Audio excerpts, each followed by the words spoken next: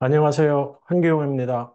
오늘 제가 어떤 얘기를 해볼 거냐면은 우리 조직에 맞는 채용 프로세스 얘기를 해볼 텐데 제 이야기 잘 들리시죠? 채팅창에 남겨주세요. 자, 오늘 어떤 얘기를 해볼 거냐면은 먼저 제 소개를 간단하게 드리고 그리고 나서 개발자가 어떤 사람인지 다른 직군하고 좀 다른 특성이 있기 때문에 그거에 대해서 얘기해보고 그 다음에 제가 생각하는 효율적인 채용 프로세스에 대해서 이야기를 한 다음에 특히 시니어 채용이 좀 더 힘들잖아요. 그래서 시니어 채용에 조금 더 초점을 맞춰가지고 제 개인적인 경험을 한번 공유해 보도록 할게요. 먼저 제 소개를 좀 드리면 저는 컴퓨터공학으로 학사 석사 마치고 삼성전자에서 커리어 시작했고요. 그 다음에 실리콘밸리로 넘어가서 야후 같은 대기업에서 일해보고 홀리버나 유데미 같은 작은 스타트업에서 이제 팀빌딩 해보면서 채용이라는 게 대기업과 작은 스타트업이 어떻게 다른지 경험을 좀 해봤고요. 또 최근에 여러 많은 회사들과 자문 역할을 하면서 또 요즘 채용이 어떻게 바뀌었는지 그런 것도 조금 배우는 시간이 있었고요. 그래서 오늘은 그런 얘기를 해볼 텐데 제 개인적인 채용 경험을 조금 더 얘기해 보고 그다음에 오늘 본론으로 넘어갈게요. 먼저 제가 이제 야후 다닐 때 7년 정도 야후에 있었거든요. 여기서 팀빌딩을 처음 하면서 그전까지는 매니저로서 제대로 된 팀빌딩 경험을 해본 적이 없었던 것 같아요. 굉장히 작은 회사에 있었던지 아니면 프로세스가 제대로 만들어지지 않았던지 여기서 좋은 매니저들과 일을 하면서 채용이라는 게 어떤 형태로 이루어져야 되는지 많이 배웠고요. 결국 제가 배운 거는 팀빌딩의 시작은 정말로 필요한 포지션에 적합한 사람을 뽑는 것이고, 그거는 다만 시작일 뿐이고요. 이게 잘 되려면은 온보딩이 잘 돼야 된단 말이에요. 그래서 온보딩에 관한 얘기도 오늘 조금 더 해보도록 할게요. 채용을 잘하고 온보딩을 잘해서 어떤 사람이 성공적으로 안착을 했다. 그랬다고 해서 또 끝은 아니더라는 거죠. 시간이 지나면서 또 성과가 안 나오기도 하고 뭐 여러 가지 이슈들이 생기기 때문에 피드백을 잘 제공하는 것도 굉장히 중요한 팀빌딩 활동의 일부라는 것을 여기서 처음 경험했고요. 미국은 아무래도 해고가 한국보다는 쉽다 보니까 뭐 본의 아니게 해고하는 경험도 해보면서 이 팀빌딩의 중요성에 대해서 여러 가지 관점에서 힘든 시간 겪으면서 좀 경험을 해봤어요. 그래서 오늘 그 제가 얘기하는 어떤 채용 프로세스 같은 거는 이제 많은 부분은 야후 다닐 때 어떤 식으로 하는 게 좋은지 배웠던 점들 공유해 볼 거고요. 하지만 이제 큰 기업은 그 채용이라는 관점에서 분명히 이점이 있거든요. 사람들이 회사를 아니까 상대적으로 좋은 이력서들이 더 많이 들어와요. 하지만 작은 회사를 다니면 알려져 있지 않다 보니까 좋은 이력서가 저절로 들어오는 그런 기적은 발생하지 않더라는 거죠. 그거를 제가 작은 스타트업 다닐 때 좀 느꼈었고, 커리어 후반기에 폴리보와 유뎀이라는 두 개 회사 다니면서 또 한 번 느꼈는데, 작은 회사들은 작은 회사들 나름대로 여러 가지 문제들이 있죠. 근데 그 중에 큰 문제 하나는 좋은 인력, 시니어 인력이 지원을 안 한다는 거예요. 그래서 그때 제가 처음으로 배웠던 어떤 직군은 소싱이라는 직군.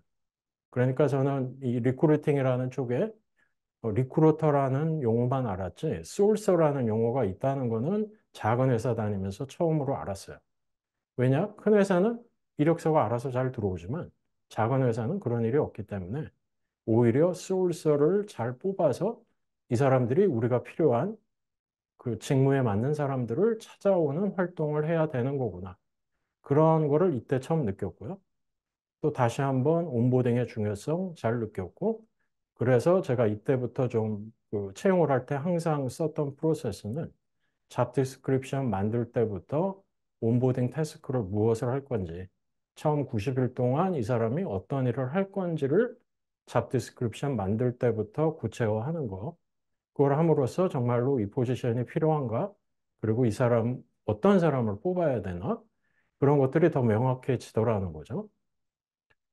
그 다음은 이제 스타트업 어드바이저 경험을 하면서 또 다른 느낌을 갖게 됐는데, 뭐 여러분들이 아실 만한 블라인드나 몰로코와 같은 회사에서 어드바이저 역할을 하면서 뭐 여기는 다른 이슈들이 당연히 있죠. 뭐 기술 부채가 생기면서 터지는 사고들 어떻게 처리할 거냐.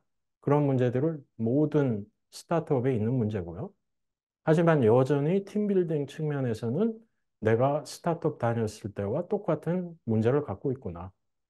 채용이라는 관점에서 놓고 보면은 중간 매니저 역할을 하는 분들이 전에 매니저 역할을 안 한 사람들이 많단 말이에요. 그렇다 보면은 잡 디스크립션도 잘 못 쓰는 경우도 많고 채용을 할 때 면접을 하면서 어떤 질문을 해야 되는지 어떻게 역량을 평가해야 되는지 그런 부분이 부족한 점이 많죠. 그래서 이게 잘못되면은 결국 사람의 수는 늘어나는데 잘못된 사람을 뽑거나 능력이 더 떨어지는 사람을 뽑음으로써 인재 밀도가 낮아지는 그러면서 또 의사소통 비용은 올라가고 전체적인 비용이 올라가는 그런 문제가 생기더라는 거죠. 그래서 어쩌면은 이 성장을 할 때 계속해서 주니어 멤버만 뽑아가지고 숫자를 늘리는 게 아니라 정말로 우리 조직을 다음 레벨로 올려줄 수 있는 그런 시니어를 찾아서 채용을 해야 되는데 그게 이제 생각보다 힘든 게 모든 스타트업에 존재하는 문제구나. 근데 다시 한번 좋은 이력서를 가진 사람이 알아서 이력서를 내지는 않는단 말이에요. 그러니까 소울서를 써서 찾든지 아니면은 모든 직원들이 리크루터 역할을 하든지 이거를 그냥 리크루터한테만 맡겨서 되는 일은 아니다라는 게 이때 제가 또 다시 한번 깨달았던 점들이에요.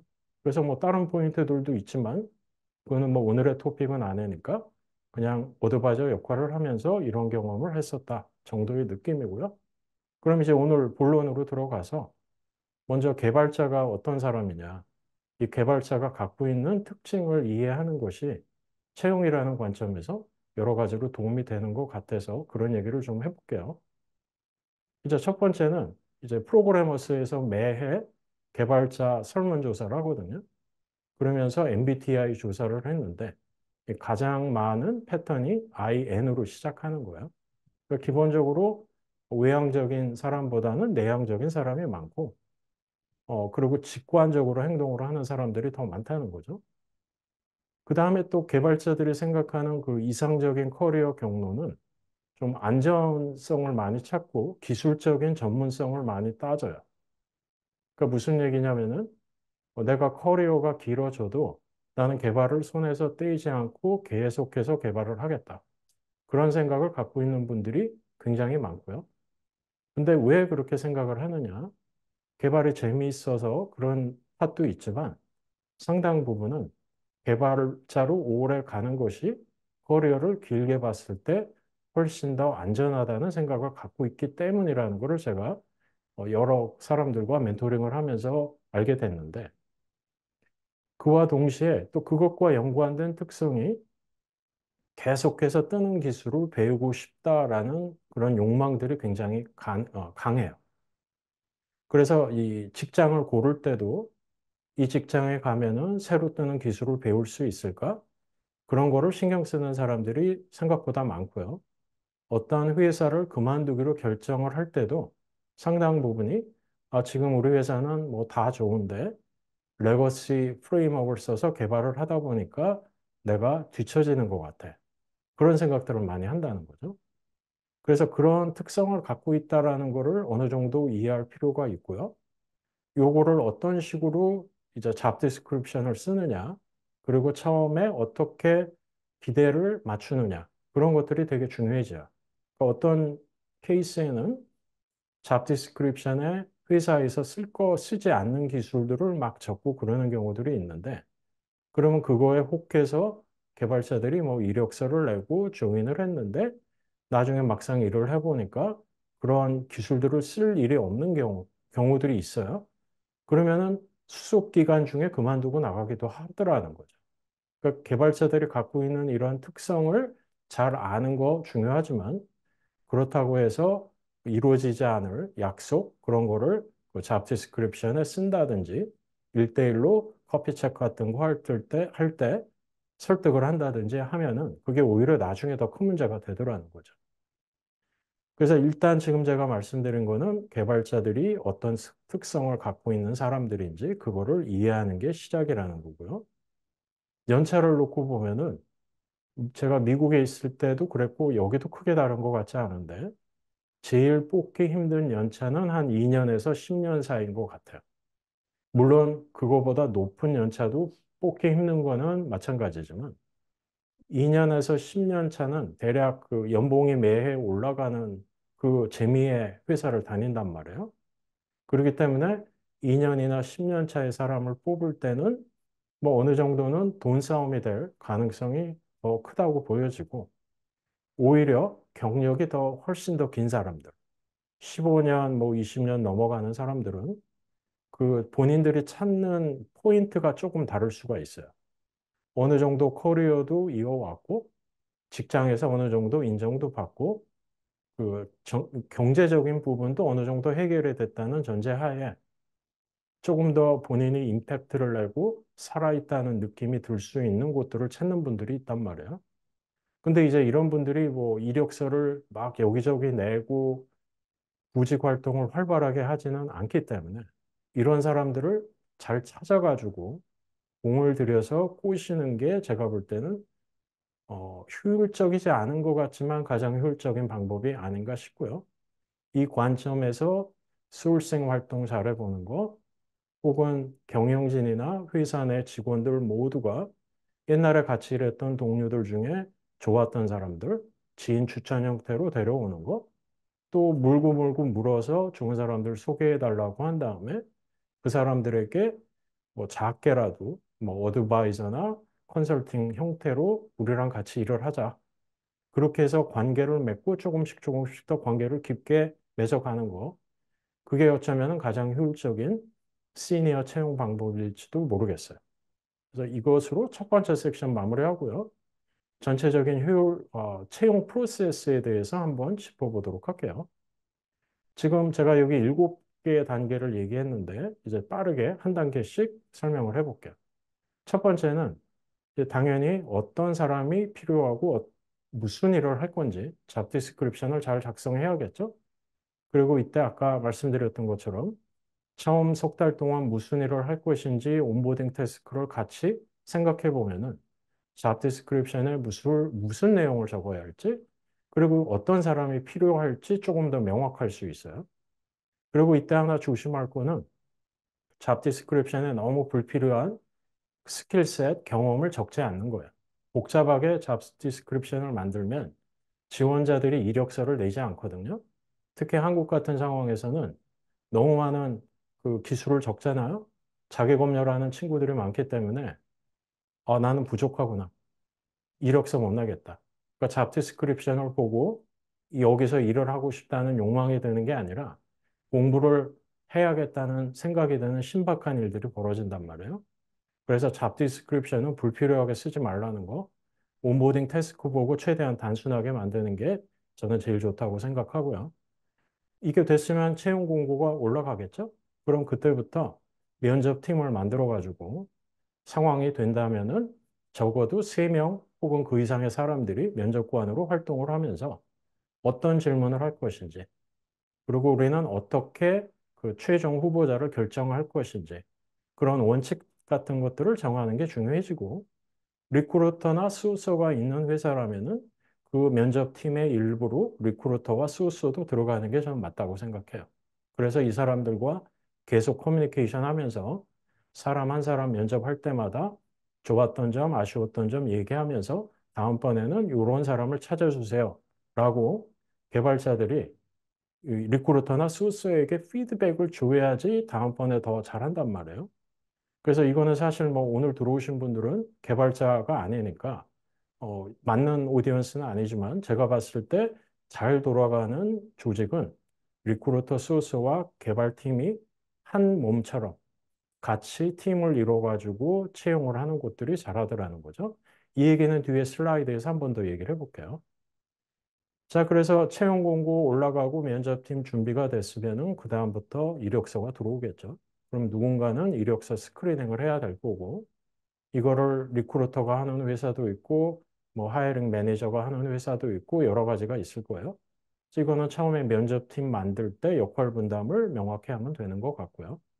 이력서 스크리닝이 끝나면은 처음 면접, 뭐 스크리닝 면접이라고 할 수도 있을 텐데 보통 하이링 매니저나 리크루터가 실제로 전화 통화를 하든지 줌 등을 통해서 어떤 사람인지 파악하고 괜찮다 보이면은 그 다음에 온사이트 면접으로 넘겨서 이 경우에 재택근무를 하는 회사가 아니라면 이제 사무실에 실제로 가서 다수의 면접관들과 이야기를 하면서 이 사람이 우리에게 맞는 사람인지 아닌지를 평가하게 되겠죠.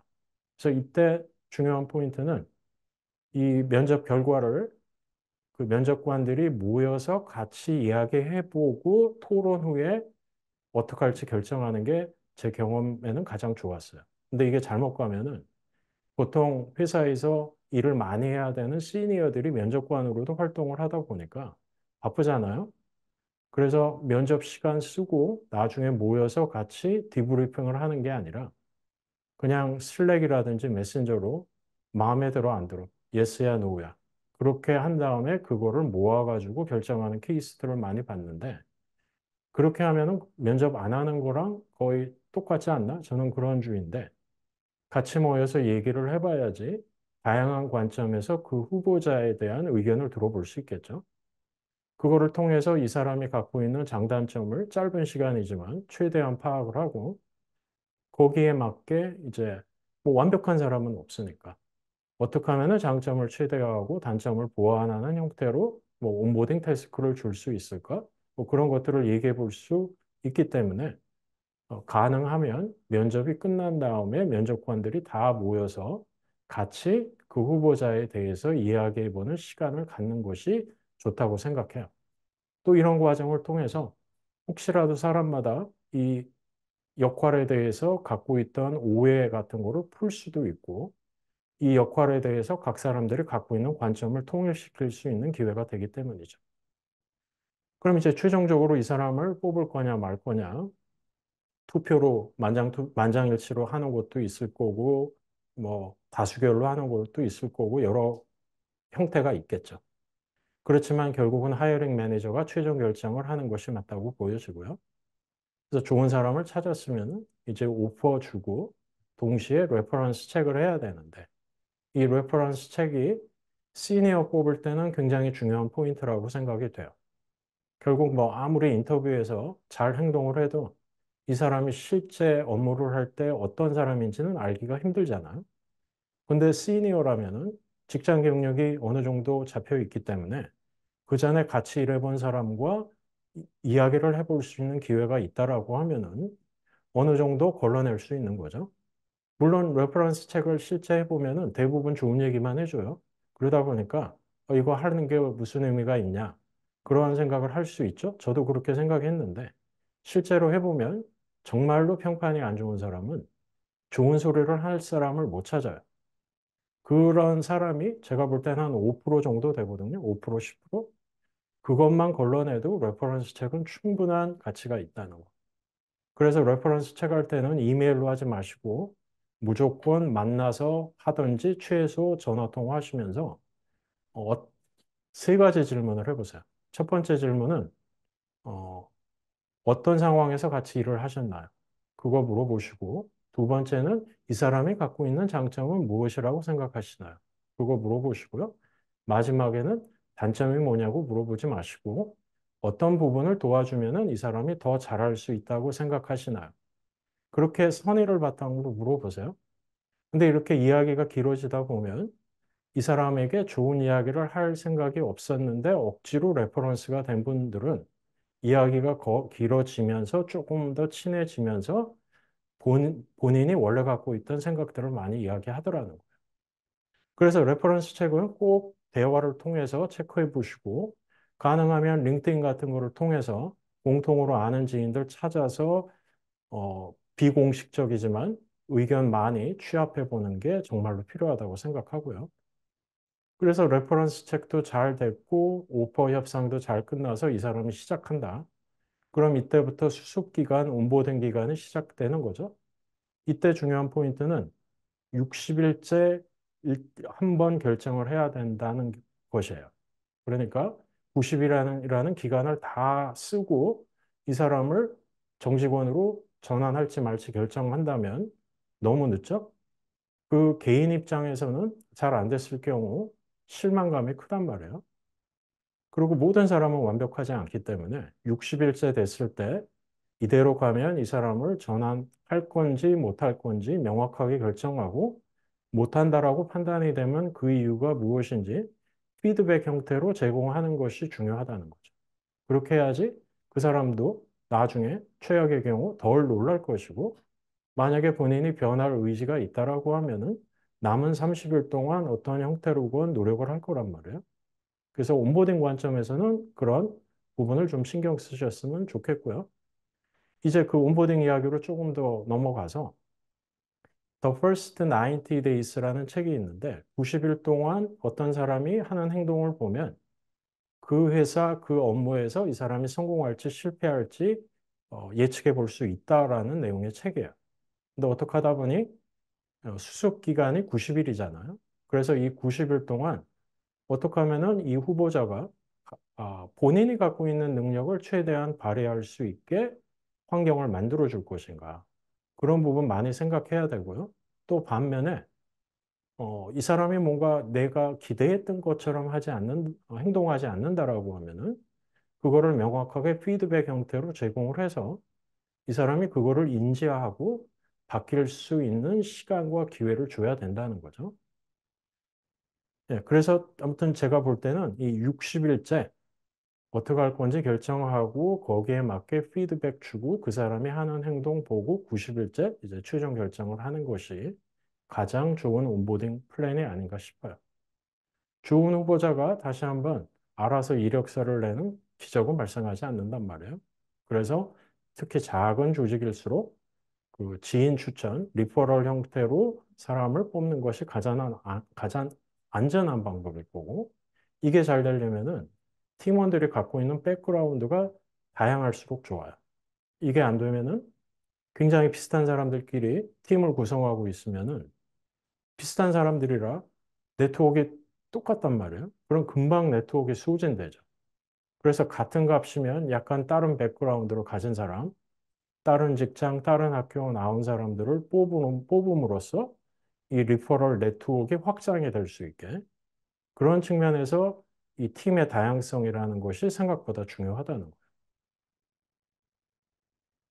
또 매니저를 뽑을 때 항상 고려해야 할 부분이 이 부분이죠. 좋은 매니저를 뽑으면은 이 사람 보고 따라오는 사람들이 있단 말이에요.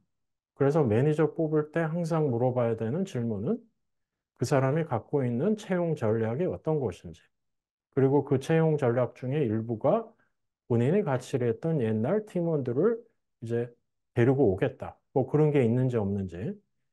이 채용 전략에 관한 질문은 매니저를 뽑을 때는 무조건 물어봐야 되는 질문이라고 생각하고요. 이 아웃바운드 형태로 좋은 인재를 찾아서 그 사람을 설득하고 데려오는 거는 채용이나 리크루팅 팀의 책임이 아니고 모든 사람의 책임이고 특히 경영진 리더십의 중요한 책임이라고 저는 생각하고요. 그 다음에 앞에 제가 무슨 얘기를 했냐면 이제 면접팀을 만들 때 면접팀의 일부로 그 리크루터나 소스도 들어가는 게 중요하다고 얘기했잖아요. 그러니까 결국은 리크루터나 소서가 본인이 개발자도 아니고 어떤 사람을 뽑아야 되는지 명확하게 이해하기가 힘들단 말이에요. 결국은 피드백을 받아야 되는 거예요.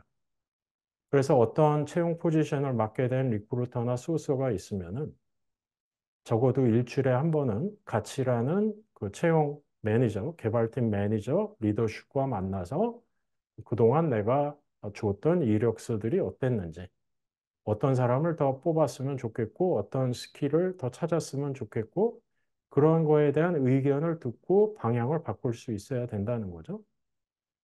그래서 제가 볼 때는 이 채용을 잘하는 조직일수록 이 리크루팅 팀과 개발팀의 사이가 좋더라는 거고요. 이거는 그냥 좋아지는 게 아니고 처음에는 약간의 충돌이 있더라도 대화를 통해서 좋아진다고 생각이 들어요. 그럼 이제 효율적인 시니어 개발 채용으로 넘어가 볼게요. 뭐 앞에서 얘기했던 것과 크게 다르진 않은데 어, 지금 일단 얘기하고 싶은 건 무엇이냐면 개발자 역량을 어떻게 평가할 거냐에 관한 이야기예요. 이게 특히 AI가 요즘 뜨면서 뭐 챗GPT라든지 기더 코파일럿 같은 것을 사용을 해서 개발자들이 코딩을 하다 보니까 지금까지 우리가 코딩 테스트 등을 통해서 어떤 개발자의 역량을 평가하는 게 의미가 있냐? 그런 질문들이 많단 말이에요. 저도 사실 좀 의문이 있는데, 이번에 이 원티드 웨비나에서 제가 이 톡을 하게 되면서 실리콘밸리는 지인들한테 서베이를 한번 돌렸어요.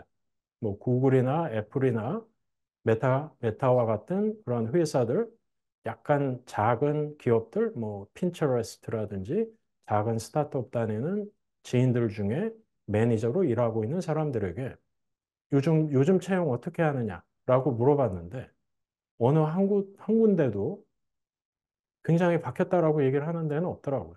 다들 그전과 똑같이 한다. 통과한 이력서 대상으로 코딩 테스트하고 그거를 통해서 잘한 사람들 데리고 더 밀접한 면접을 진행한다는 얘기를 하더라고요. 그래서 제가 이제 다음으로 물어봤던 거는 그러면은 이 third party 서비스 같은 거를 전에는 많이 썼거든요. 뭐 해커 랭크부터 시작을 해서 어, 뭐 코드 시그널, 캐럿 뭐 이런 것들을 많이 썼는데 그것도 여전히 사용을 해서 앞단에 그 많은 수의 지원자들이 있는 경우 스크리닝을 해서 숫자를 줄이는 용도로 쓴다고 했고요. 물론 그렇게 했을 때는 챗GPT나 기더 코파일럿 같은 거를 써서 문제를 푸는 친구들은 있겠죠. 하지만 최종적으로는 결국 면접할 때 충분히 걸러낼 수 있다라고 믿더라는 거예요. 그래서 이 부분은 제가 볼 때 길게 보면 뭐 바뀔지도 모르지만 그렇게 바뀌려면 시간이 좀 걸리지 않을까 싶고요. 아무리 챗GPT나 구글, 기도 코파일럿 같은 거를 써서 코딩에 도움을 받는다고 해도 기본적인 개념이나 경험이 없이는 제대로 활용을 하기 힘든 부분이 여전히 있는 게 맞거든요. 그래서 이 부분은 어떻게 바뀔지 저도 굉장히 궁금하지만 단기적으로 봤을 때 크게 바뀔 거라고 생각지는 않고요. 여전히 코딩 역량 중요하다는 거죠. 또 실리콘밸리에도 숙제를 주고 잘하는 사람들 대상으로 이 코드 리뷰하고 다음 면접으로 넘어가는 곳들도 있는데 이거는 사실 굉장히 시니어들한테는 좀 하기 힘든 부분이 있어요. 그래서 보통은 이 숙제 주고 풀어보라고 하고 리뷰하는 거는 조금 더 주니어들에게 많이 사용하는 것 같고요. 그래서 이런 문제 정의 능력, 의사소통 능력 등이 이제 앞으로 점검을 해야 되는 중요한 대상들인 거는 맞는데 단기적으로는 아닌 거고요. 그런 관점에서는 뭐 회사의 그 스테이지에 따라 다르겠지만 프로그래머스에 있는 그런 코딩 평가, 실무 평가 등을 사용을 해서 앞단에 들어온 지원자들의 역량을 빠르게 파악을 하고 정말로 역량이 되는 사람들만 대상으로 면접을 진행해 보는 것이 여전히 도움이 될 거라고 믿습니다. 자, 또 이런 시니어 멤버를 뽑을 때 많이 물어봐야 되는 게 있는데 그냥 어떤 기술적인 역량만 중요한 게 아니란 말이에요. 이 사람이 어떤 행동을 하는 사람인지도 알아야 되기 때문에 이 행동 양식에 관한 질문이 굉장히 중요해져요. 제가 여기 몇 가지 예를 들었는데 저 같은 경우는 항상 물어보는 질문이 본인이 본인 커리어에서 했던 모든 프로젝트 중에 가장 임팩트가 컸던 프로젝트가 뭔가요? 그거 항상 물어보고요. 그 대답을 듣다 보면은 여러 가지를 알 수 있어요. 대답을 굉장히 간결하게 적당한 길이로 잘하는 사람인가. 그러니까 의사소통 능력을 평가할 수 있고, 임팩트의 기준을 보면은 이 사람이 그 본인의 레벨에 맞는 사람인가. 15년, 20년 경력을 가진 사람이 가장 임팩트 있는 프로젝트를 얘기하라고 했는데 혼자 한 프로젝트를 얘기했다. 그러면 그건 약간 레드 플래그거든요. 그 정도 연차면은 임팩트 있는 프로젝트는 다수의 사람과 함께 한 프로젝트여야 할 확률이 높겠죠. 그리고 이런 대답을 듣고 거기서 끝나는 게 아니라 그 프로젝트를 통해서 무엇을 배웠느냐, 지금 아는 거를 가지고 그 프로젝트를 처음부터 다시 한다라고 하면은 뭐를 바꿔보겠느냐. 다양한 질문들을 꼬리에 꼬리를 물고 할 수 있고요. 이거를 면접관 개인들이 각각 다른 카테고리에서 질문을 하나씩 골라가지고 물어보다 보면은 이 사람을 다양한 각도에서 평가할 수 있죠. 물론 면접이라는 게 짧은 시간 동안 사람을 평가하는 거기 때문에 항상 오를 수는 없어요. 그래서 결국은 이 수습 기간을 조금은 냉정하게 활용해야 되는 이유이기도 한 거죠. 자, 시니어 인력을 구인하는 거는 앞에서 얘기했던 거 이제 반복인데 한번 간단히 요약을 해보면 좋은 사람이 이력서 알아서 내는 일 생기지 않고 결국은 아웃바운드 형태로 소울싱이 됐건 지인 추천이 됐건 잘하는 사람 추천을 받았건 시간을 두고 노력을 해서 데리고 와야 된다는 거고요. 만약에 지금 여러분이 스타트업에 계신다고 하면은 가능하면 스타트업에서 헤맨 경험이 있는 사람들이 훨씬 더 스타트업에는 잘 적응하더라는 거. 그리고 처음부터 좋은 사람을 데리고 오긴 힘들단 말이에요. 그러니까 오늘 꼭 조인해 주세요. 그런 거보다는 우리랑 한번 같이 일을 하면서 도와주세요. 우리 회사의 어드바이저가 돼주세요. 컨설팅을 해주세요. 그런 식으로 처음 한번 시작을 하고 맞춰보면서 조금씩 조금씩 도움을 더 요청하다 보면 하는 일이 더 재밌고 지금 있는 회사에서 일이 재미가 없으면은 쉽게 마음을 바꾸기도 한단 말이에요. 제가 유대미를 조인했던 것도 그런 식으로 조인을 했어요. 처음에는 조인할 생각이 없었는데 작게 컨설팅 하면서 마음에 들어서 나중에는 제가 먼저 조인하고 싶다고 얘기를 했었는데 그렇게 약간은 긴 호흡으로 너무 서두르지 말고 관계를 형성해 나간다는 관점에서 접근하는 것이 지름길이 아닌 지름길이라고 생각을 해요. 자, 그럼 이제 요약을 해보면 채용 프로세스가 없는 회사라면은 채용 프로세스 만드시고요. 그러니까 엔지니어링 리더십과 리크루터들이 주기적인 소통을 통해서 피드백을 주고 받음으로써 더 좋은 사람을 빨리 찾는 거, 그게 중요해지고, 고급 인력은 항상 필요하단 말이에요. 그러니까 서두르지 말고 관계 형성에 초점 맞추시고요. 개발자들과 소통할 수 있는 다양한 채널들 만들고 머리로만 개발자들이 어떤 사람인지 상상하지 마시고 행사에 나가서 많이 이야기해 보고 그 사람들의 특성을 파악하셨으면 좋겠어요. 자, 이제 Q&A로 넘어갈 건데 저랑 링크드인 커넥션 안 되신 분들 여기 QR코드 있으니까 신청해 주시고요. 그리고 제가 얼마 전에 2호 채널에서 그 스타트업 리더십에 관한 강의 하나 만들었는데 여기 링크 걸었어요. 잠깐 광고 말씀드렸고, 그럼 이제 오늘 Q&A로 넘어가도록 할게요. Q&A는 뭐 일단 Q&A 채널에 질문이 아직은 제가 보이는 게 없어서 제가 받았던 질문들 가지고 이야기를 좀 먼저 해볼게요. 그러니까 사전 질문 받았던 게 있었는데 그 중에 들어왔던 질문 먼저 하나를 얘기를 하고 그 다음에 지금 여기 Q&A에 들어온 게 있어서 그 순서대로 진행을 해볼게요. 한 세 분 정도가 했던 질문 중에 어떤 게 있었냐면은 실리콘밸리 테크 소서들의 활동 사례가 궁금합니다. 이런 질문을 하신 분들이 있었어요. 그 소싱이라는 게 어떤 건지 질문을 하신 분들이 있었기 때문에 그 이야기부터 좀 해보자면은 이거는 회사마다 다르지만 일부 회사들은 분명하게 리크루터와 소싱의 영역을 나눈 회사들이 있어요. 그 큰 회사 기점으로 얘기를 해보자면은 애플이 대표적인 회사예요. 그러니까 애플은 채용팀에 들어가면은 소싱하는 사람과 리크루팅하는 사람들이 별도로 있어서 소싱하는 사람들은 그 어떤 채용 파이프라인이라고 생각을 해보시면은 채용 파이프라인 앞단에 리드를 만들어내는 거예요. 그러니까 어떠한 사람이 필요한지 잡 디스크립션 보고 아이디어란 어떤 후보자의 이력서 같은 거 찾아가지고 그 이력서와 비슷한 사람을 뭐 링크드인이 됐건 여기저기 수소문 해가지고 비슷한 경력을 가진 사람들을 찾아서 그 채용 파이프라인의 앞에 계속 넣는 거죠.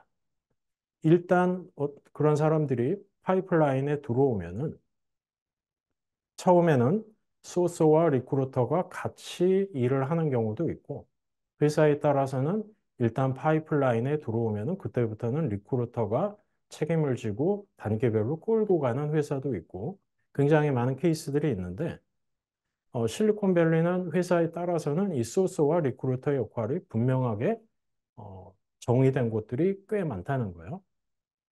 자, 그 질문이 사전 질문으로 들어왔기 때문에 그 질문부터 답변을 드렸고요.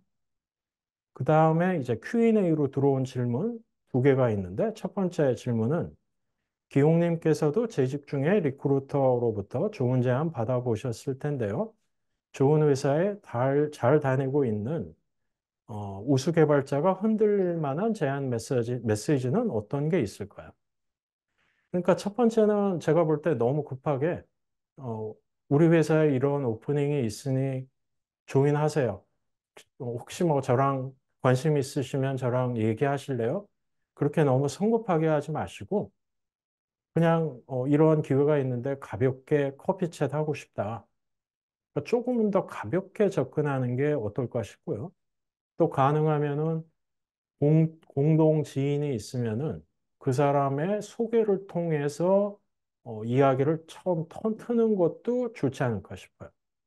저 같은 경우 이제 큰 회사 다니면서 굉장히 마음에 들었던 제안들은 어떤 제안들이었냐면 뭔가 살아있는 느낌이 드는 제안들. 그러니까 보통 큰 회사 다니면 사람들이 행복할 것 같지만 꼭 그렇지 않거든요. 뭐 네이버나 삼성전자나 큰 조직이다 보니까 그 학습 속도가 빠르지 않단 말이에요. 굉장히 느리게 의사결정이 이루어지는 회사 내에서 또 굉장히 많은 사람들이 같이 일을 하고 그 사람들이 또 능력자들이 많기 때문에 생각보다 많은 사람들이 나 큰 회사에 다니지만 바보 된다고 느끼는 사람들이 많아요. 근데 오히려 10년 차 밑은 그런 생각하기가 힘들고요. 경력이 어느 정도 쌓인 사람들, 10년 이상, 15년 이상 된 사람들 중에는 분명히 무이고에 시달리고 있는 사람들이 있을 확률이 높아요. 그래서 그런 사람들을 뭐 아무나 찍어서 얘기하지 마시고 여기저기 수소문해서 개발자들하고 많은 접점을 만들어내고 그런 거 같은 사람들이 포착이 됐다? 그러면은 어떤 형태로건 대화를 해보라는 거죠. 그래서 처음부터 이 사람을 내일 당장 우리 회사의 우리 팀에 시작하게 만들겠다. 그런 목표보다는 이야기를 시작해보고 시간이 걸리더라도 이 사람을 데리고 오겠다. 그렇게 긴 호흡으로 바라보는 게 더 좋지 않을까 싶어요. 예, 그 다음 질문은 코딩 테스트를 진행할 때 어떤 유형의 코딩 테스트를 진행하는 것이 좋을까요? 현재 저희 회사의 경우에는 알고리즘에 관한 코딩 테스트를 진행하고 있습니다. 또한 코딩 테스트의 난이도와 적정 시간은 어느 정도가 좋을까요? 300명 규모의 IT 업계입니다. 네, 이거 굉장히 어려운 질문인데 이거는 사실 뭐 회사마다 다 다르죠.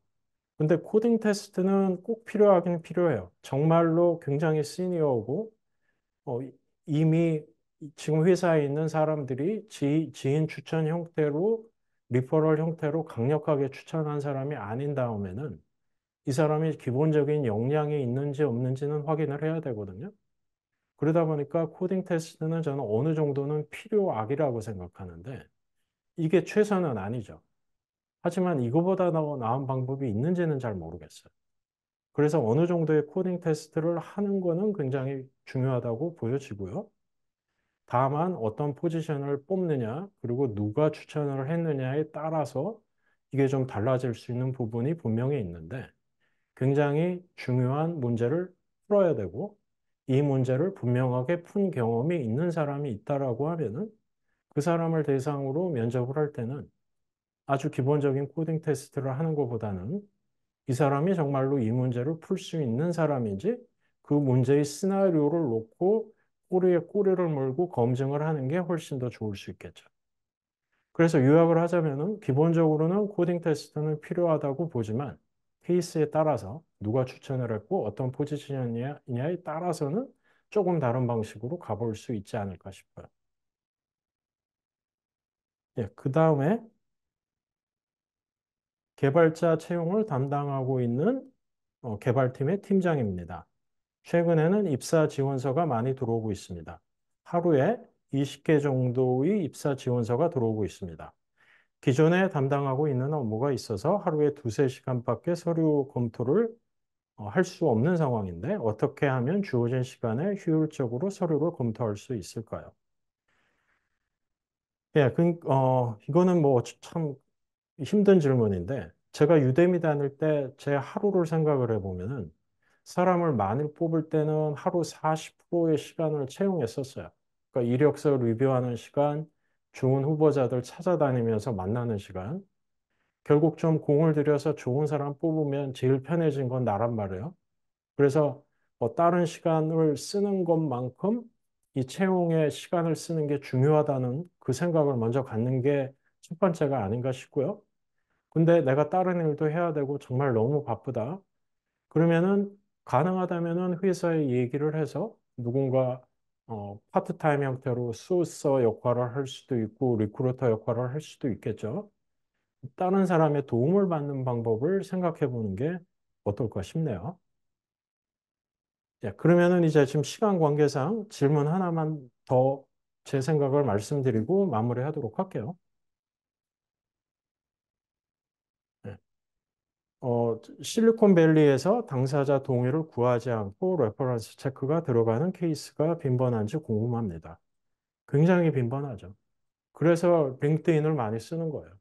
링크드인 통해 가지고 공동 지인 찾은 다음에 이 사람이 정말로 나랑 친한 사람이면은 그 사람으로 만나서 이야기하자. 그렇게 해서 의외로 정말 이상한 후보자를 걸러낸 케이스들이 많거든요. 그래서 요거는 뭐 법적으로 문제가 있을지는 모르지만 이상한 사람 뽑아서 고생하는 것보다는 좋은 일이죠. 오늘 제 이야기 들어주셔서 감사드리고요. 이것으로 마무리하도록 하겠습니다.